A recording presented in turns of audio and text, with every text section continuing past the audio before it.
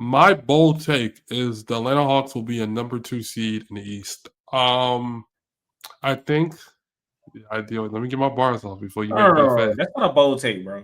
It literally is. I feel like that is for a lot of people. A lot of people say the Knicks, and the Cavs clear them, and then people are still taking the Magic over us, bro. It's like the J Dub Jimmy conversation is just you can flip those. You can flip the Cavs and not the Cavs, the Knicks and the Hawks easily. Because they're a lock top 4 team, they can easily be top 2. Easily. To us. I promise you, if we just take 5 minutes to put this podcast on pause and we go to Twitter, go to ESPN, bring them on a pod next episode. Bring whoever said on the pod, bro. Okay, I'll look around. I want to hate on the Hawks. They elite this year. Please, I want to hate on the Hawks. Why? Because of me? Yeah, because of you. The fuck?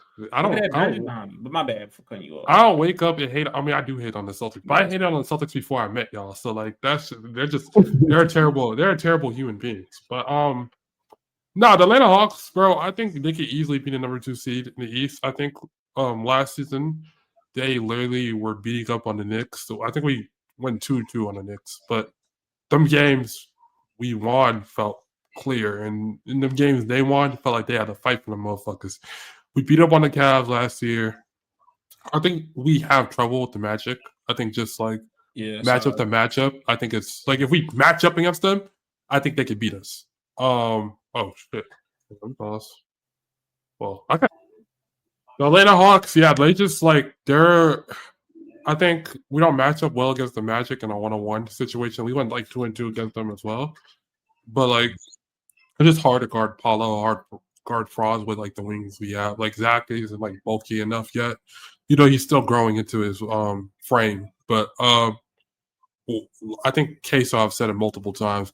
Trae Young and Porzingis could easily be the second or best pick and roll duo in the league. Like they literally.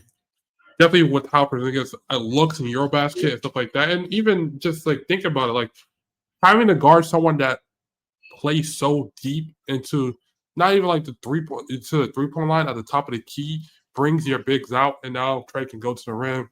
And the Hawks were one of the best cutting teams in the league. Dyson Daniels literally cuts all the time. Zachary Reese said cuts all the time.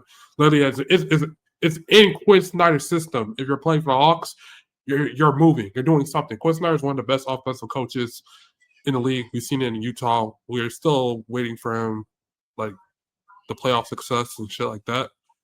But the Hawks are. I think they're gonna be dangerous. I think definitely as a regular season team. The playoffs, I might have questions about like their half court offense and Trey in the half court and stuff like that. But as a straight-off regular season team, just showing up every single night, showing effort, blitzing teams offensively, I think we're going to be legit. And I think the Hawks have a chance. If you want to say 2 bold takes, I think the Hawks have a chance to have 3 All-Stars.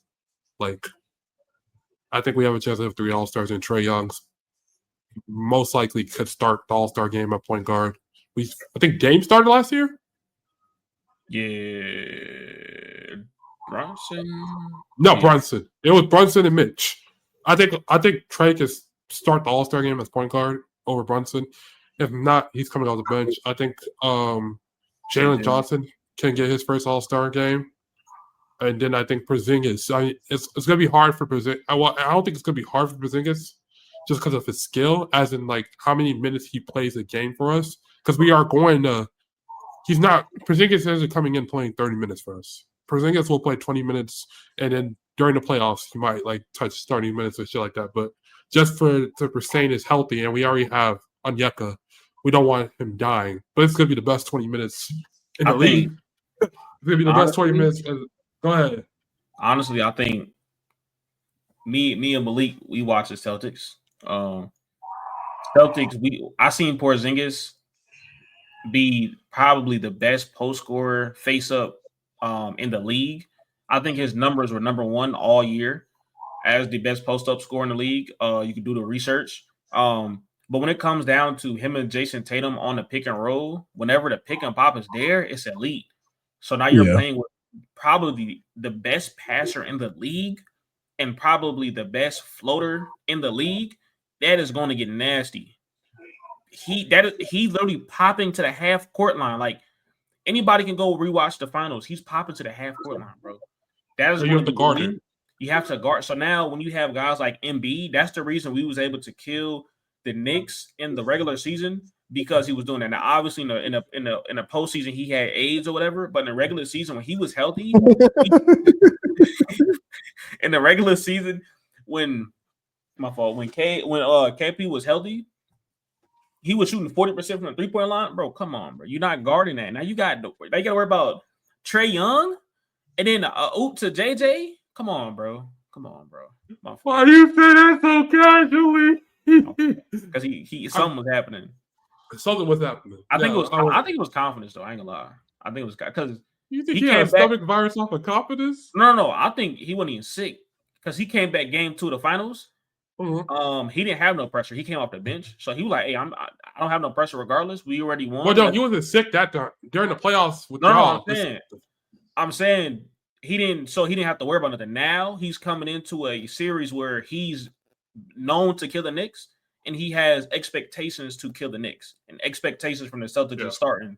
So, but in general, I think, that's going to be elite. Even defensively, he was a really good rim protector for us. People were saying, "Oh, he wasn't a good rim protector before the Celtics." He was pretty good for his last 2 years. So now Trae Young, because last year Clint Capella came off the bench and he was hurt. And is a good defender, but he isn't a tremendous rim protector. Am I correct? Yeah, you're correct. So now you have an actual 7'4" guy, 7'3" guy back there to protect Trae Young. That's pretty. JJ coming back. I like them all, and because the Knicks were one of the worst PNR defenders, going against the best PNR defender. The PNR offensive team probably this year, and also Embiid. You got who can guard Embiid, and KP can play that dunker spot to help protect the rim, like how we did Al Horford and KP. So they still have that where can now play Giannis and not have to worry about JJ or Dyson playing Giannis. Come play Giannis, KP sit back there and protect the rim. Yeah, there's so much more we can do defensively now, like in 2-man lineups, and definitely when Onyeka last season, we're about to get to the center tier list soon, but like the last 40, 30 games of the season, Onyeka was shooting like 4 or 5 threes a game. He was picking them threes up. So just the spacing with them on the floor together defensively will be Porzingis allowed to roam. Onyeka can just guard the big man, guard centers. Have Porzingis play the 4 and just roam around and stuff like that. I'm a little scared about lineups like that because Jalen's going to be at the 3. I don't think Jalen, that's his position. It's going to be kind of weird. I think they'll flip that. I think they'll let Zach. They'll let Zach play that 3rd, and then JJ come and play that next and lead that team. But I think that I like the lineup way more if Zach is at the 3. But if they're running Zach at the 3, Porzingis at the 4, and Onyeka at the 5, then more than Jalen. Even though Jalen's the better player by far, but just the spacing, stuff like that offensively. That's nasty, bro. And I want to hate so bad, bro. But you got, listen, you got Trae Young starting, and you have Luke Kennard at your 2. And then that lineup: Trae Young, Luke Kennard, throw JJ in the dunker spot. You got KP and Dyson Daniels. How can I defend that? I'm not gonna lie, Trae and Luke lineups, even though they're not gonna go to it a lot because just how bad it is defensively. But offensively, we're talking about 130 offensive rating. We're talking about I think when Ja Morant and I looked at it, when Ja Morant and Luke play together, even though that's not a good offensive system, they were at 124, 125. We're talking about Trae Young and Luke that can both shoot. Off of that pick and roll, just play that lineup for 4 minutes. 4 minutes a game, bro. That'll be the best 4 minutes. It'll be the best 4 minutes offensively. That's that comeback lineup, bro. When I tell you, in order to stop a good pick and roll, you have to rotate. How do I rotate off the best 2-point shooter in the league? You can't do it. And then you got JJ in a dunker spot. You can't do nothing. You're gonna have to come on, bro. That's. I think the biggest off here. The biggest thing about the Hawks is just injury. Jalen injury prone, Porzingis injury prone. He's not injured. Jalen's not. I wouldn't call Jalen injury prone. I just did, but he has freak. A lot of people in the Hawks community would call him injury prone. I would say he has freak injuries. Shoulder, what was it? Scotty Barnes took out his shoulder, literally popped his shoulder out for the season. The year before that, he missed about 40 games because he was going for a dunk and Kyle Kuzma speared him in mid. So like those are his two big injuries. And then he had ankle injuries before that, but then he went to that Steph Curry training result, got that brace. He hasn't turned his ankle yet. So yeah, those are his two biggest injuries that caused him the most time out. I think those are literally freak injuries. I want to be a part of those post games, bro. Those are going to be fun to like react to, and just to recap some of the Hawks games or dissect them, even the Celtics games. I think this season will be pretty fun. Nah, like when I get this, I'm gonna get my YouTube up, and when I get my YouTube up, it's gonna be like I'm not trying to make it straight Hawks content, but it's gonna be a lot of Hawks shit. It's gonna be a lot of Hawks shit. Yeah, because this team's gonna be really good. It's gonna be really good. But I just hope they don't run into the bridge where they get really, really good, and then like when they play against them elite teams, they struggle. I don't think that's gonna happen versus the Knicks. I don't think that's gonna happen. No, not. I'm talking against the West. The East teams. West? Yeah, the East teams. They'll be good versus the OKC. This how OKC's system is. I think they'll be pretty good versus OKC offensively. Defensively, I think it's going to be just back and forth. Because, like I said, the Pacers, people know in my Discord, I always say the Pacers was going to be a elite matchup if they ever play OKC. What happened with the Game 7, and they probably would have won if Halliburton was healthy. Just because they kind of struggle versus those type of guards who aren't really one-on-one dependent, if that makes sense. Yeah, and multiple ball handlers. Just a lot of teams. If you're a team that matchup hunts, like it's hard. But like when there's always movement going on in the offense and stuff like that, it's easier to play against teams like that because that's why we couldn't. There's just cost of action. And I'm just really interested in definitely the line of well Trey. When Trey sits down on the bench. I'm just interested. I know Porzingis probably. I think Trey and Jalen come off the court together. I think you keep Porzingis in the game just a little bit with the second unit because we really don't have anyone else to shot create off the bench. We're still waiting for Kobe. All right. He is not a shot creator. Yeah. I know we're finna end the pod, but let's just stop with the Kobe. No. I'm not saying Kobe's gonna do anything. I'm saying that was the hot spot when they drafted him. You know what I'm saying? It's been a long time, Kobe. You good in the summer league, bro. We need, you know what I'm saying? We're gonna see you though, gang. All right.